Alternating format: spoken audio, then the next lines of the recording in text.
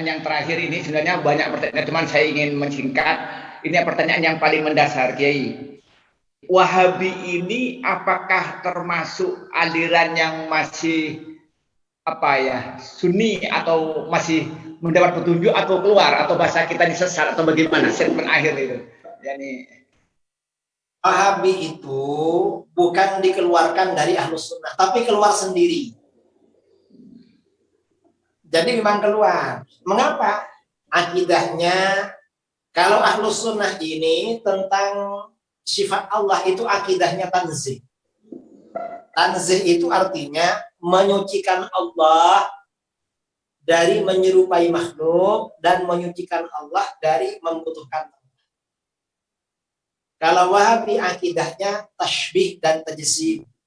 Tasybih itu menyerupakan Allah dengan makhluk dan menjasmanikan Allah. Jadi sudah menyimpang dari Ahlus Sunnah. Itu akidah. Kemudian amaliyah, ibadah juga banyak yang menyimpang.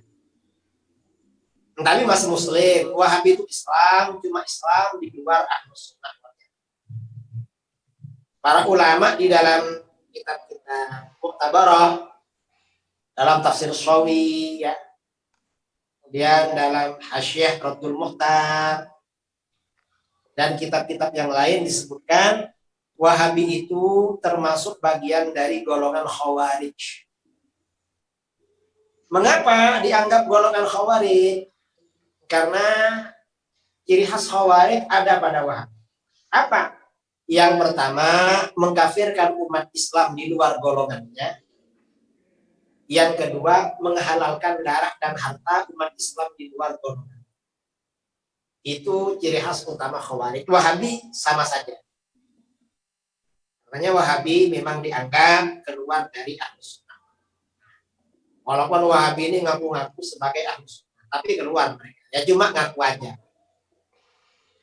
Maling, nggak ada yang ngaku maling. Malah teriak ada maling. Wahabi juga begitu.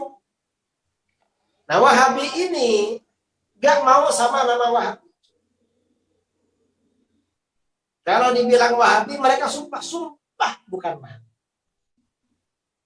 Nama Wahabi ini adalah tuduhan, dan padahal enggak.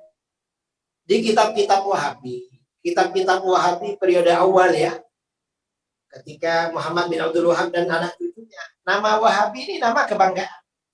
Ada himpunan pernyataan para ulama Wahabi periode awal. Nama kitabnya Ad-Durarus Saniyah. Ad-Durarus Saniyah ini himpunan ulama Wahabi, tulisan-tulisan ulama Wahabi generasi awal. Tebalnya 12 jilid. Wahabi di dalam kitab ini bangga dengan nama Wahabi. Bangga. Dianggap kebanggaan. Dan mereka gak kenal yang namanya Salafi. Salafi gak dikenal di kalangan mereka. Bangga dengan nama Wahabi. Bahkan salah seorang gurunya Syekh bin Bas, namanya Syekh Sulaiman bin Sahman An-Najdi, menulis kitab berjudul At-Tuhfatus Saniyah wal Hadiyatul Wahabiyah An-Najdiyah. Anugerah yang luhur dan hadiah Wahabi dari Najd. Artinya apa? Nama Wahabi ini dianggap anugerah dan hadiah. Begitu bangganya mereka dengan nama Wahabi. Belakangan setelah Wahabi ini sering gaduh, sering bertengkar dengan sesama Wahabi, bunuh-membunuh. Akhirnya setelah berdirinya kerajaan Saudi Arabia, Wahabi ini citranya buruk, jelek. Setiap ada kerusuhan kata orang, Wahabi ya, aja tokaran. Dan ada orang yang tokar kocak Wahabi. Akhirnya Wahabi ini malu. Karena malu ganti nama menjadi Salafi. Dulu gak dikenal yang namanya. Bahkan ulama Wahabi modern Syekh bin Bas dalam Majmu' Fatawa wa Maqalat Mutanawwi'at, saya punya. Syekh bin Bas ini punya kitab Majmu' Fatawa, tebalnya 30 jilid. Saya punya itu di lemari di belakang pondok itu ada. 30 jilid. Dan saya sudah baca itu. Beliau ini bangga dengan nama Wahabi. Nah, sekarang Wahabi gak ngaku, padahal gurunya bangga. Artinya apa? Wahabi itu tidak setia pada guru. Karena hati-hati dengan Wahabi.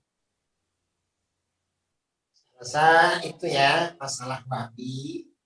Saya kira itu Kiai ya. Ini waktu sudah habis Kiai, sudah jam 10. Ya, terima kasih sudah dipanjang lebar. Ada pertanyaan di luar ini Kiai.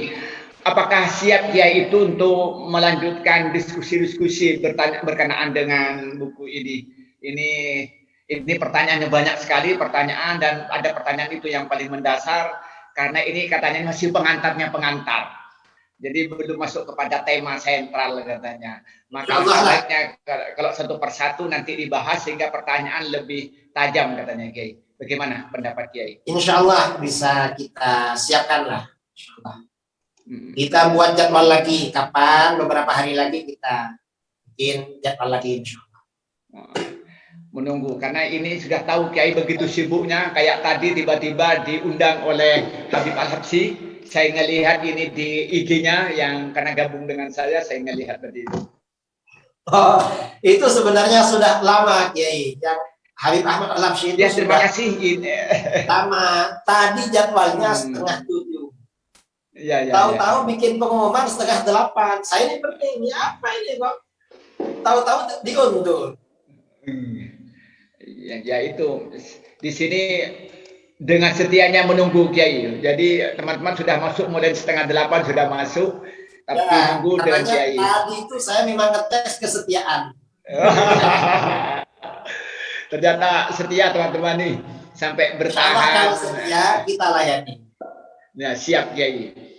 Ya. Itulah mungkin penjelasan dari Kiai tadi panjang lebar. Saya tidak ingin menyimpulkan karena nggak perlu disimpulkan. Tapi yang jelas kami tidak bisa melayani semua ini. Pertanyaannya banyak lagi, sekitar 60 pertanyaan ya. Saya lihat ini yang masuk ke saya. Cuman tadi yang paling mendasar yang saya jawab mungkin atau yang saya bacakan. Nanti mungkin di pertemuan yang lain beliau sesuai dengan waktunya beliau. Kita akan disesuaikan nanti kapan bisanya dan akan saya diumumkan melalui WA grup atau melalui Facebook. Dan bagi yang terlambat mengikuti bisa melihat siaran ulang di FB saya. Dari saya terima kasih kepada Kiai Idrus dengan segala kesediaannya. Beliau itu dengan susah payah tadi karena sudah harus bicara panjang lebar dengan Habib Al-Habsyi dan kemudian menemani kita sampai jam 10 malam lewat 10 menit ini bukan hal yang mudah karena semangat beliau untuk menanamkan ajaran Ahlussunnah wal Jamaah pada masyarakat ini. Dan ternyata di FB saya banyak sekali penontonnya dan juga begitu banyak pertanyaan-pertanyaan juga. Dari saya atas nama penyelenggara mohon maaf atas segala kurangannya terutama keterlambatannya karena beliau memang tiba-tiba tadi diminta oleh Habib Al-Habsyi harus menemani untuk diskusi dan melihat saya pembicaranya sangat penting sekali karena ngikutin saya itu di IG itu sangat mendasar diskusi-diskusi beliau. Dan beliau ternyata katanya menguji kesetiaannya dan ternyata teman bersedia dan setia dalam konteks 73 orang tetap bertahan menunggu walaupun sampai jam 9:05 tetap nunggu teman-teman tidak keluar tetap bertahan. Terima kasih dari saya sekali lagi terima kasih kepada Kiai Muhammad Idrus Romli dan juga kepada peserta atas kesediaannya. Semoga ini awal dari yang kita inginkan untuk diskusi lebih panjang dan ini merupakan kesempatan yang langka ya bisa bertemu dengan beliau dengan acara yang terpisah, tempat yang terpisah. Dan ini ada teman saya Muhammad Yasin dari Lampung, ada yang dari Banyuwangi, ada teman saya dari Madura, bahkan ada yang dari Mesir tadi itu untuk komunikasi lebih lanjut. Dari saya wallahul muwaffiq ila aqwamit thoriq. Wassalamualaikum warahmatullahi wabarakatuh.